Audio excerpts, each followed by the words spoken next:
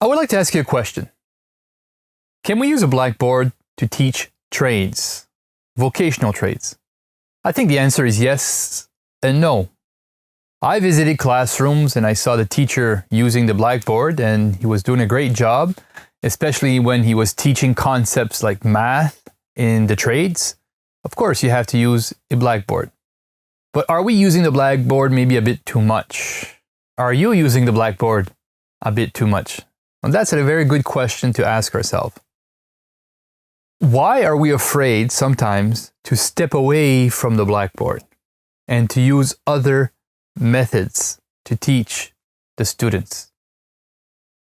One of the reasons why, or one of the barriers why maybe we could say we're stuck to the blackboard, is maybe in our mind, we think that the only place really they can learn is inside a classroom. Is that it for you? I'm talking especially about trades here, vocational trades. It could be plumber, electrician, bricklayer, carpentry, welding. It could be mechanic. It could be even other trades, agriculture, especially those trades. Now, I think there's a lot that we can learn outside the classroom. We just have to be creative. Another barrier, another reasons why we might be stuck to the blackboard, because that's the way we were taught.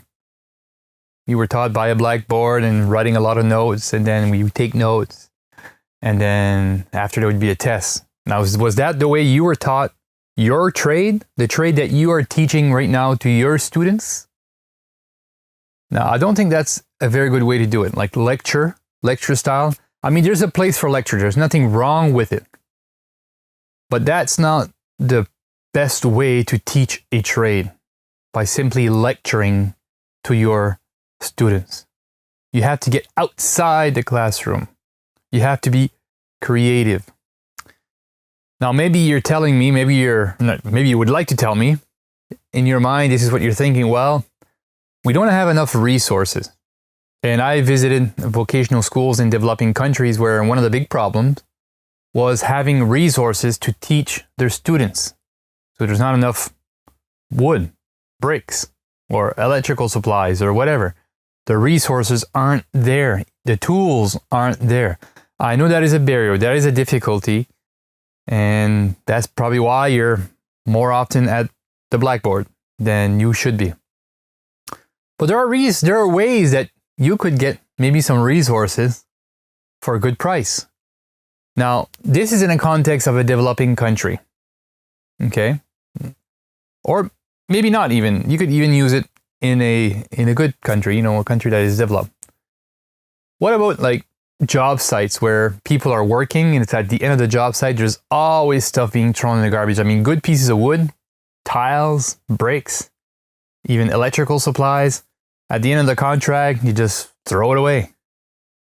Why not go there and ask them if you could take some of that for your college? Or maybe go at a hardware store and ask them if you can have some of the stuff. Sometimes it just doesn't sell. What they have on the shelf just doesn't sell. Ask them, look, could we have it? Because it's for our students. And a lot of times they'll say yes. So sometimes you just have to be creative and approach people in the community to get those materials so your students can learn. Don't be scared to try new things. Be creative. Now, creativity will bring up their motivation. Don't forget that. That's very, very important. Be creative. Now, there's an old adage in French that says, I'll say it in French and I'll translate in English. C'est en forgeant qu'on devient forgeron. Maybe you speak French and maybe you know what I just said. Now, in English, it says, it's by smithing that one becomes a blacksmith. Now, we could say or compare that with practice makes perfect, but I like the idea, the visual of a blacksmith or somebody really blacksmithing, if you say smithing. You can't teach that trade with a book only. I mean, you can get a lot of things out of a book. You cannot teach that trade with simply a blackboard. You can't teach that trade even with YouTube videos, even though they're good. The student, they need to do it to learn it. And they have to do mistakes. Now, I remember when I was in Haiti one day, at one of my first sessions, I went there back in 2014. And I told them, let your students do mistakes, because that's a way that they're going to learn. And they were surprised, because the way they were taught, mistake is a bad thing. But in learning, it's actually a good thing. I'm not talking about evaluations here.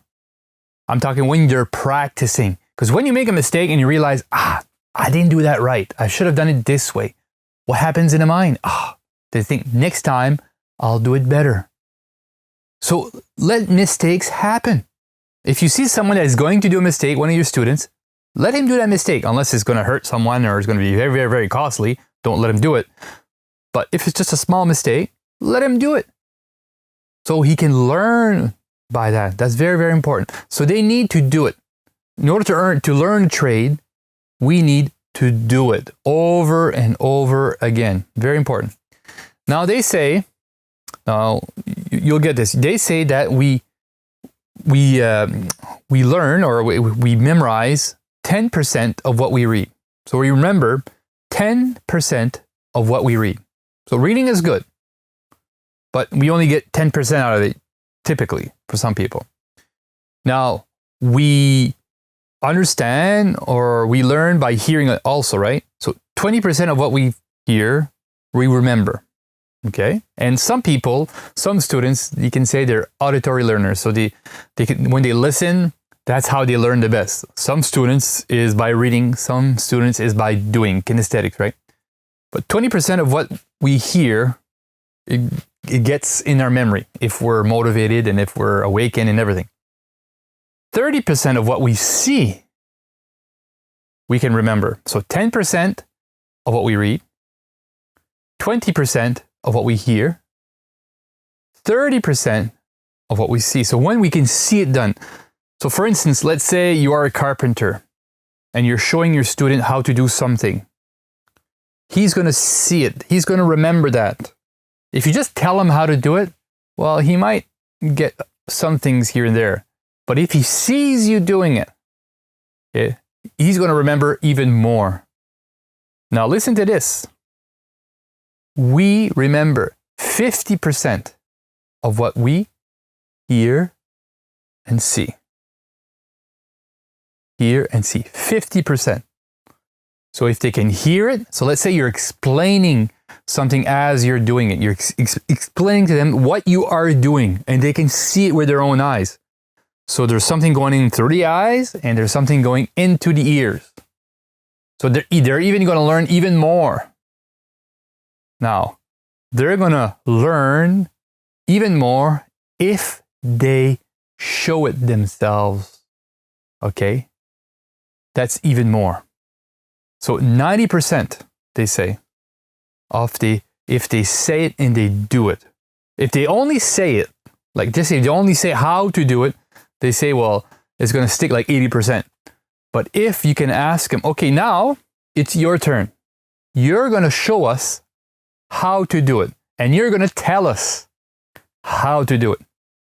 So if they do that, 90% of what they were taught, what they've learned, they're only going to be able to explain it.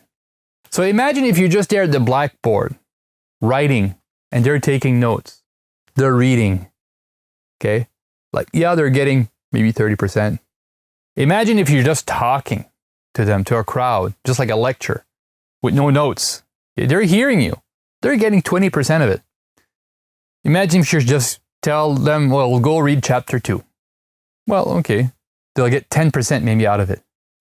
But if you show them how to do it, you explain it while you're doing it, and then you ask them to show you, or to show the rest of the class, how to do it, and even explain it to the class, they're going to really understand how to do it. So it's very, very important. So I'll go back to my initial question. Can we teach trades with a blackboard? Well, yes, we can. There's certain things that we need the blackboard to teach them, you know, math or concepts or drawings or whatever. Yes. But make sure that's not the only thing that you're using, the only tool or resources that you're using. Be conscious of that. Try to make sure that the students are able to practice what they're being taught. Very, very important. Like in French, we say, c'est en forgeant qu'on devient forgeron. In French, it's by smithing that one becomes a blacksmith. Thank you.